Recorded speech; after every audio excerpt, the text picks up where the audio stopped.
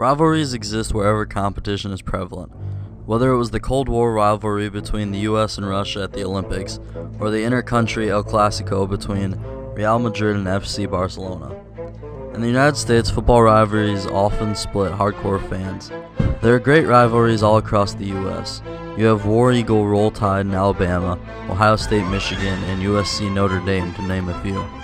Recently, these rivalries, for the players involved, have taken a back seat to getting drafted. One rivalry has remained pure throughout the ages, Army-Navy. With players that have a service commitment after graduation, the allure of the NFL is almost never present. For most of the players, the football they play at the service academies will be the last competitive football they ever play.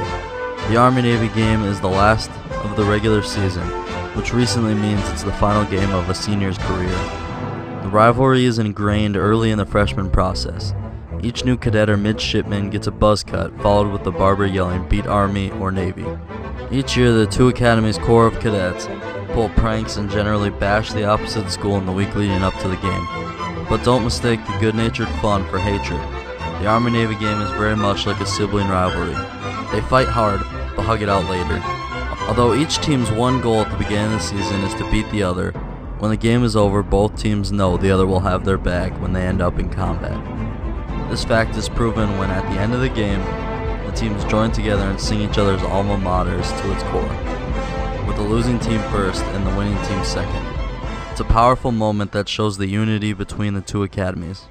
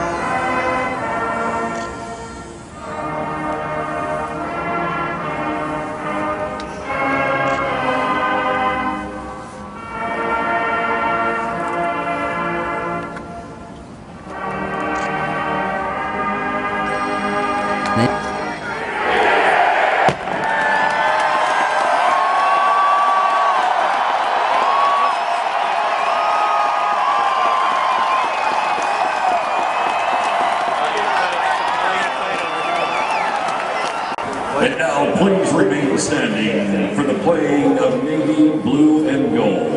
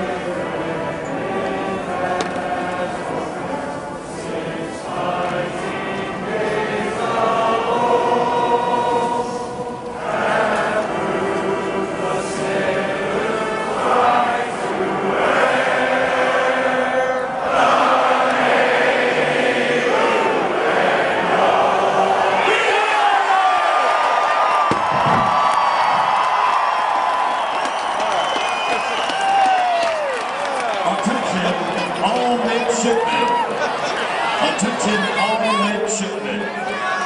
The Commandant of the Midshipmen has granted an uncharged overnight for all midshipmen.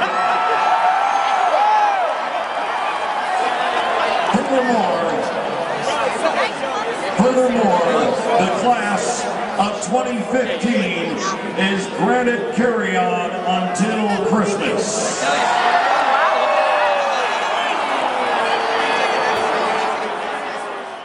The United States Military Academy, Army, was founded on March 16, 1802. It's produced numerous important figures in American history, including famous generals and presidents like Ulysses S. Grant and Dwight D. Eisenhower, who made up the Long Gray Line, so named for the gray uniforms cadets wear. Its counterpart, the United States Naval Academy, Navy, was founded in 1845. It too was the alumni of our President Jimmy Carter and famous generals. Navy was the first with a football team, which started in 1879. Dennis Mahan Mitchie used the influence his father had on the university's board to get the same at Army. On November 29, 1890, the first Army-Navy game was played on the parade ground at Army. Army's inexperience showed as it was pounded by the more organized Navy team. The next year, with the year under its belt, Army returned the favor and a rivalry was started. After the 1893 game, riots in the stands led to violence, and a brigadier general and admiral challenged each other to a duel, leading to President Grover Cleveland suspending the game for 5 years. In 1899, the game resumed and Army won in the first upset of the rivalry. At the turn of the 20th century, Army had this series' first big star in Paul Bunker, its first All-American. Soon after came Charles Daly. He was an All-American at both Harvard and Army, scoring all of Army's points in its 11-5 win against Navy. In 1901, President Roosevelt started the presidential tradition of sitting on one side for half and sitting on the other for the second half. Roosevelt also invited Navy coach Skinny Paul Dashiell and Army Captain Palmer Pierce to discuss safety in football, which led to a ban on mass momentum plays, or plays that sent an entire team at one or two of the other team's players. These plays resulted in multiple deaths and serious injuries. In 1906, Navy beat Army thanks to the new concept of the forward pass, which relieved the pressure on quarterbacks who had been previously forced to run straight at the opposing defense. Navy also debuted their new fight song, Anchors Aweigh. In 1909, Eugene Bryan, an Army player, was caught in a momentum play and was crushed at the bottom of a pile that resulted in him dying of spine and vertebrae damage. His death led to the Army-Navy game being canceled. 1915 was the first Army-Navy game to have numbers for identification purposes. Also was the final year of Dwight D. Eisenhower's football career at Army. Another good Army football player at the time was Elmer Oliphant. He lettered in 4 sports, invented intramurals, and played 3 years in the NFL, and he is currently ranked the number 78 football player of all time. The 1917 game was canceled due to World War I and didn't return until 1919. From 1920 to 1927, there were 5 shutouts and 1 scoreless tie, which time it was deemed the biggest show on earth, according to Grantland Rice, a sports writer of the time. The 1926 game was played in front of 110,000 fans in Chicago, including the Corps of Cadets who marched into the stadium. Navy radioed the game to ships in foreign waters. The game ended in a tie that failed to derail Navy's championship. In 1928 and 1929, games were canceled due to eligibility differences. In 1930, the game resumed, and the Great Depression led to an increase in ticket sales as people tried to escape the realities of everyday life. The 1934 game was plagued by bad weather, and Navy won by a field goal kicked by Navy's first All-American, Slade Cutter, ending a 10-game winning streak from Army. 1939 was the first losing season in Army history, but that would soon change thanks to World War II. 1940 was the 50th Army-Navy game and gave rise to the golden age of Army-Navy. World War II let the academies get all the best athletes because so many people wanted to join up. Emery Swede Larson, the coach of Navy, hung up a sign saying, "It can and shall be done. Beat Army." He retired in 1941 to join the war and earned 4 battle stars. 8 days after the 1941 game, Pearl Harbor occurred, and athletics at the academies were almost canceled, but they were allowed to continue to boost morale. World War II led to more training for the war, which led to the players being tired, leading to the academies allowing freshmen on their varsity teams. Bob Woods played for Navy in the 1941 game, and the next year he played for Army, the first player to ever do so. For the 1942 game, the Corps of Cadets were not allowed to travel the game due to safety concerns. Half of the midshipmen were forced to cheer for Army. As a side note, John Billick Welchel was a Navy quarterback from 1916 to 1980 and took over as Navy coach in 1942. He retired after 2 years and was the admiral who oversaw the invasions of Okinawa and Iwo Jima, earning a Legion of Merit Award, a Gold Star, and a Bronze Star. In 1949, he became the first Washington, D.C. native to coach the Washington Redskins. By 1943, Navy had matched Army's series longest winning streak of 5 games, and then proceeded to lose for the rest of the decade. In 1943, Army got its star in freshman Glenn Davis, who had lived in California and was recruited via mail. He dropped out halfway through his freshman year due to academic problems, but he re-enrolled the next year. That same year, another star was recruited by Army, Felix Doc Blanchard. While Davis was a speedster, Blanchard was a bruiser. At first, he chose to go to North Carolina, but changed his mind because he wanted to serve and was declined by Navy due to poor vision. Army coach Earl Blake, a star in his own right, winning 121 of his 164 games, as well as 3 national championships and 7 Lambert trophies as the best team in the East, debuted the T formation with Davis at running back and Blanchard at fullback, giving rise to the greatest backfield tandem of all time, known as Mr. Inside and Mr. Outside. The 1944 game in Baltimore was used to raise $58.6 million in war bonds. Before the game, cadets snuck into Annapolis and decorated the Tecumseh statue on Annapolis with a Beat Navy sign and a cadet hat. Blanchard wore down the Navy defense with short runs, while Davis took advantage, busting big runs leading to a 23-7 win. After the win, Army coach Earl Blake received a telegram from Douglas MacArthur saying, "The greatest of all Navy teams, stop. We have stopped the war to celebrate your magnificent success, MacArthur." The 1944 season resulted in Army's first national championship. It was much the same as Army's 2 stars dominated Navy on offense and defense, thanks to a call from Eisenhower before the game, in which he delivered a rousing pregame speech. The same year, the tandem was featured on the cover of Time magazine. Blanchard won the Heisman, the trophy given to the nation's best player, with Davis coming in second. The 1946 game was Navy's best shot with Blanchard and Army's starting quarterback out due to injuries. The entire Navy defense focused on Davis, but couldn't quite pull out a victory. That year, Davis won the Heisman, but a 0-0 tie with Notre Dame ruined Army's national championship hopes. After the year, both Blanchard and Davis were selected to the NFL draft, Blanchard by Pittsburgh and Davis by Detroit. Blanchard chose to forego the NFL and joined the Air Force, and over the course of his career flew 113 missions in Vietnam.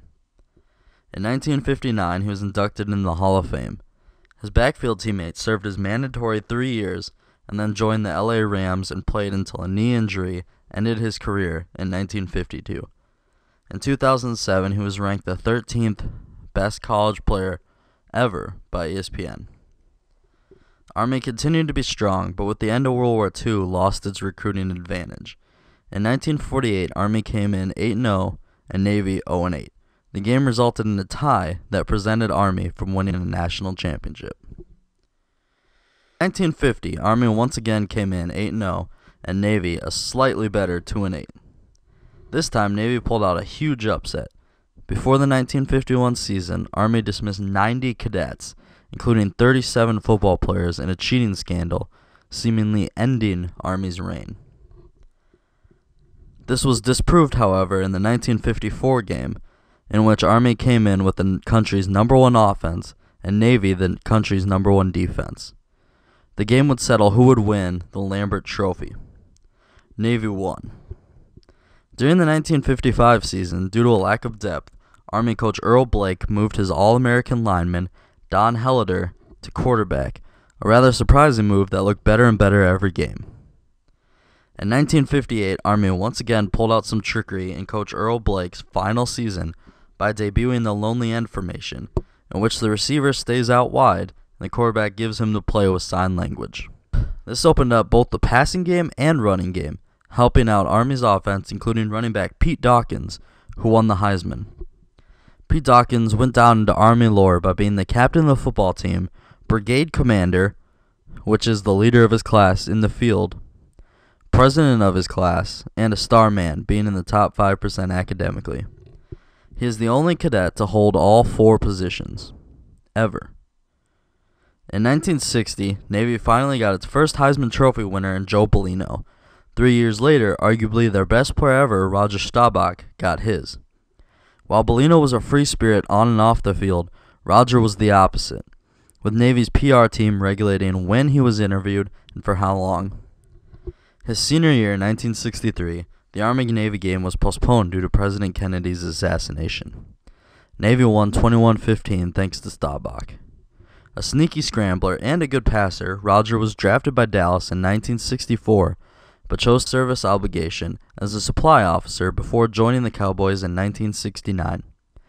He started for the Cowboys from 1971 until 1979, getting 6 Pro Bowl nods and winning Super Bowl 12.